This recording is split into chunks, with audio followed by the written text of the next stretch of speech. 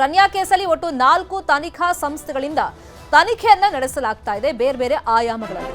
Protocol ಉಲ್ಲಂಘನೆ case ಹೊಣೆಯನ್ನ ಸಿಐಡಿಗೆ ವಹಿಸಲಾಗಿದೆ. ಅಂದ್ರೆ ಐಪಿಎಸ್ ರಾಮಚಂದ್ರ ರಾವ್ ಪಾತ್ರದ ಬಗ್ಗೆ ಗೌರವ್ ಗುಪ್ತಾ ನೇತೃತ್ವದಲ್ಲಿ ತನಿಖೆಯನ್ನ ಮಾಡಲಾಗುತ್ತೆ. ಅಕ್ರಮ ಚಿನ್ನ ಕಳ್ಳಸಾಗಣೆ ಕೇಸ್ ತನಿಖೆಯನ್ನ 2 ಸಂಸ್ಥೆಗಳು ಮಾಡ್ತಾ ಇದೆ. ಪ್ರೋಟೋಕಾಲ್ ಅಂತಂದ್ರೆ ಈಕೆ ಏರ್ಪೋರ್ಟಿಗೆ ಬರ್ತಾ ಇದ್ದಂಗೆ ನಮ್ಮ ತಂದೆ ಐಪಿಎಸ್ ಅಧಿಕಾರಿ ಅಂತ ಹೇಳಿ ಎಸ್ಕಾರ್ಟ್ ಮಾಡಲಾಗ್ತಾ ಇತ್ತು. ಪೊಲೀಸರೇ ಈಕೆಯನ್ನ ಎಸ್ಕಾರ್ಟ್ ಮಾಡ್ಕೊಂಡು ಕರ್ಕೊಂಡು ಹೋಗ್ತಾ ಇದ್ರು. ಮತ್ತೆ ಪದೇ ಪದೇ ಏರ್ಪೋರ್ಟಿಗೆ ಬಂದಾಗ ಅಲ್ಲಿ ಕಸ್ಟಮ್ಸ್ ಅಧಿಕಾರಿಗಳ ಜೊತೆಯಲ್ಲಿ ಈಕೆ ಜಗಳ ಮಾಡ್ಕೊಳ್ತಾ ಇದ್ಲು. ಸೊ ಇಂಥದ್ದೆಲ್ಲ ಮಾಹಿತಿಗಳಿತ್ತಲ್ಲ.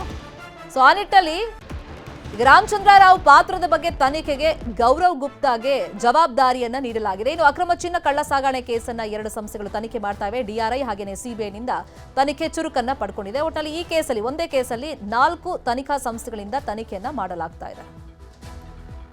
ಇದೇ ವಿಚಾರವಾಗಿ ಇನ್ನಷ್ಟು ಡೀಟೇಲ್ ಆಗಿ ಇನ್ಫಾರ್ಮೇಶನ್ ಕೊಡೋದಕ್ಕೆ ಒಂದ್ಸಗೆ ನೇರ ಸಂಪರ್ಕದಲ್ಲಿ ಕನೆಕ್ಟ್ ಆಗಿದ್ದಾರೆ ನಮ್ಮ ರಿಪೋರ್ಟರ್ ಮುನಿರಾಜು. ಯಾವ್ಯಾವ ಆಯಾಮದಲ್ಲಿ ಈಗ ಒಂದೇ ಕೇಸ್ನ ತನಿಖೆ ಆಗ್ತಿದೆ, ಯಾರ್ಯಾರ ನೇತೃತ್ವದಲ್ಲಿ?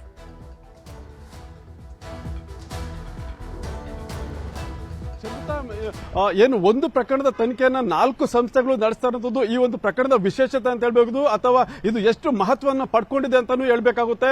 ಯಾಕಂದ್ರೆ ಈ ಒಂದು ಗೋಲ್ಡ್ ಸ್ಮಗ್ಲಿಂಗ್ ಕೇಸನ್ನ ಈಗಾಗಲೇ ಡಿಆರ್ಐ ಮತ್ತೆ ಸಿಬಿಐ ಅಧಿಕಾರಿಗಳು ತನಿಖೆಯನ್ನ ಮಾಡ್ತಾ ಇದ್ರೆ, ಮತ್ತೆ ಈ ಒಂದು ಪ್ರಕರಣಕ್ಕೆ ಸಂಬಂಧಪಟ್ಟಂತೆ ಏನು ಪ್ರೋಟೋಕಾಲ್ ಉಲ್ಲಂಘನೆ ಮಾಡಿ ಆರೋಪಿಗೆ ಏನು ಹೊರಗಡೆ ಬರೋದಕ್ಕೆ ಒಂದು ಆತಿಥ್ಯವನ್ನು ಕೊಟ್ಟಿದ್ರು. ಈ ಒಂದು ಪ್ರಕರಣಕ್ಕೆ ಸಂಬಂಧಪಟ್ಟಂತೆ ಈಗ ಸಿಐಡಿ ಅಧಿಕಾರಿಗಳು ಕೂಡ ತನಿಖೆಯನ್ನ ಮಾಡ್ತಾ ಇದ್ದಾರೆ. ಇನ್ನು ಈ ಒಂದು ಪ್ರಕರಣದಲ್ಲಿ ರಾಮಚಂದ್ರ ರಾವ್ ಹೆಸರೇನು ಕೇಳಿ ಬರ್ತಾ ಇತ್ತು ಅಂದ್ರೆ ರಾಮಚಂದ್ರ ರಾವ್ ಮಗಳೇ ಆರೋಪಿ ಆಗಿರೋದ್ರಿಂದ ಅವರ ಒಂದು ಇನ್ವಾಲ್ವ್ಮೆಂಟ್ ಏನಾದ್ರೂ ಇದೆಯಾ ಅನ್ನೋದ್ರ ಬಗ್ಗೆ ತನಿಖೆಯನ್ನು ನಡೆಸೋದಕ್ಕೆ ಸರ್ಕಾರ ಏನು ಉನ್ನತ ಮಟ್ಟದ ಅಧಿಕಾರಿ ಒಂದು ನೇತೃತ್ವದೊಂದು ತನಿಖಾ ತಂಡವನ್ನು ಕೂಡ ಈಗ ರಚಿಸಿರುವಂತದ್ದು. ಈ ಒಂದು ತನಿಖೆಯನ್ನ ಗೌರವ್ ಗುಪ್ತಾ ಅವರು ತನಿಖೆಯನ್ನ ಈಗ ಮಾಡೋದಕ್ಕೆ ಶುರು ಮಾಡಿದ್ದಾರೆ. ಇನ್ನು ಉಳಿದಂತೆ ಈ ಒಂದು ಸ್ಮಗ್ಲಿಂಗ್ ಏನಿದೆ, ಈ ಒಂದು ಸ್ಮಗ್ಲಿಂಗ್ ವಿಚಾರವಾಗಿ ಈಗಾಗಲೇ ಡಿಆರ್ಐ ಅಧಿಕಾರಿಗಳು ಮತ್ತೆ ಸಿಬಿಐ ಅಧಿಕಾರಿಗಳು ಕೂಡ ಜಂಟಿಯಾಗಿ ಒಂದು ತನಿಖೆಯನ್ನು ಮಾಡುವಂತ ಕೆಲಸ ಮಾಡ್ತಾ ಇದ್ದಾರೆ. ಮತ್ತೆ ಈ ಒಟ್ಟಾಗಿ ಈ ಒಂದು ಸ್ಮಗ್ಲಿಂಗ್ ಪ್ರಕರಣದ ತನಿಖೆಯನ್ನ 4 ಸಂಸ್ಥೆಗಳು ಬೇರೆ ಬೇರೆ ಆಯಾಮಗಳಲ್ಲಿ ಒಟ್ಟಿಗೆ ತನಿಖೆಯನ್ನು ಕೂಡ ಮಾಡ್ತಾ ಇರುವಂತದ್ದು. ಪ್ರತಿಯೊಂದು ತನಿಖಾ ಸಂಸ್ಥೆ ಕೂಡ ಪ್ರತ್ಯೇಕವಾದ ಒಂದು ಆಯಾಮದಲ್ಲಿ ತನಿಖೆಯನ್ನು ಮಾಡಿ ಈ ಒಂದು ಸ್ಮಗ್ಲಿಂಗ್ ಹಿನ್ನೆಲೆ ಮತ್ತೆ ಅದಕ್ಕೆ ಪ್ರೋಟೋಕಾಲ್ ಉಲ್ಲಂಘನೆ ಇರಬಹುದು, ಮತ್ತೆ ಅವರ ಒಂದು ಹಿರಿಯ ಅಧಿಕಾರಿಗಳ ಒಂದು ಯಾವ ರೀತಿ ಇನ್ವಾಲ್ವ್ಮೆಂಟ್ ಇದೆ ಅನ್ನೋದ್ರ ಬಗ್ಗೆ ಕೂಡ ತನಿಖೆಯನ್ನ ಕೈಗೆತ್ತಿಕೊಂಡಿದ್ದಾರೆ. ಶರ್ಮಿತಾ, ಮುನಿ, ಈಗ ವಿಚಾರಣೆ ಸಂದರ್ಭದಲ್ಲಿ ಆಕೆ ಏನು ಮಾಹಿತಿಯನ್ನ ಬಾಯ್ ಬಿಟ್ಟಿಲ್ಲ. ಈಗ ಎವಿಡೆನ್ಸ್ ಆಧಾರದ ಮೇಲೆ ಮತ್ತೆ ಈ ಪ್ರಕರಣದಲ್ಲಿ ಯಾರಿಗೆಲ್ಲ ಲಿಂಕ್ ಇದೆ ಅಂತ ಹುಡುಕ್ತಾ ತನಿಖೆಯನ್ನ ಮಾಡಬೇಕಾಗಿದೆ. ಈಗ ಮತ್ತೆ ಆಕೆಯನ್ನ ಕಸ್ಟಡಿಗೆ ಕೇಳುವಂತ ಚಾನ್ಸಸ್, ತನಿಖೆಗೆ ಒಳಪಡಿಸುವಂತ ಚಾನ್ಸಸ್ ಬಗ್ಗೆ ಏನಾದರೂ ಇನ್ಫಾರ್ಮೇಶನ್ ಇದೆಯಾ?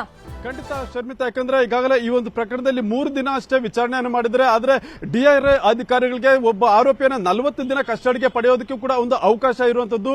ಅದರಿಂದ ಈಗಾಗಲೇ ಕೇವಲ 3 ದಿನ ವಿಚಾರಣೆ ಆಗಿದೆ. ಮುಂದೆ ಏನಾದರೂ ಇದರಲ್ಲಿ ಪ್ರಬಲ ಸಾಕ್ಷಿಗಳು ಮತ್ತೆ ದೊಡ್ಡ ಮಟ್ಟದ ಒಂದು ಸಾಕ್ಷ್ಯಾಧಾರಗಳು ಲಭ್ಯ ಆದಲ್ಲಿ ಪುನಃ ಆಕೆಯನ್ನ ಕಸ್ಟಡಿಗೆ ಪಡೆದು ಆ ಒಂದು ಸಾಕ್ಷಿಗಳನ್ನ ಮುಂದೆ ಇಟ್ಟು ವಿಚಾರಣೆ ಮಾಡುವಂತ ಸಾಧ್ಯತೆಗಳು ಕೂಡ ಇದೆ.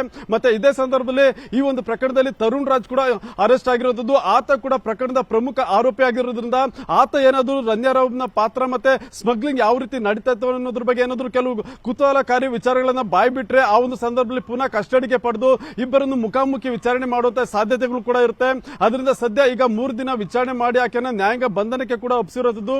ಮುಂದೆ ಏನಾದರೂ ಈ ಒಂದು ಪ್ರಕರಣದಲ್ಲಿ ಆಕೆ ಮೊಬೈಲ್ ನಲ್ಲಿರ್ಬೋದು, ಲ್ಯಾಪ್ಟಾಪ್ ನಲ್ಲಿರ್ಬೋದು, ಅಥವಾ ತರುಣ್ ರಾಜ್ ಕೊಡುವಂತ ಸ್ಟೇಟ್ಮೆಂಟ್ ನ ಆಧಾರದ ಮೇಲೆ ಏನಾದರೂ ಪ್ರಬಲವಾಗಿ ಏನಾದರೂ ಹೇಳಿಕೆಗಳು ದಾಖಲಾದ ಬಳಿಕ ಪುನಃ ಆಕೆಯನ್ನು ಕಸ್ಟಡಿಗೆ ಪಡೆದು ವಿಚಾರಣೆ ಮಾಡುವಂತ ಸಾಧ್ಯತೆ ಇದೆ.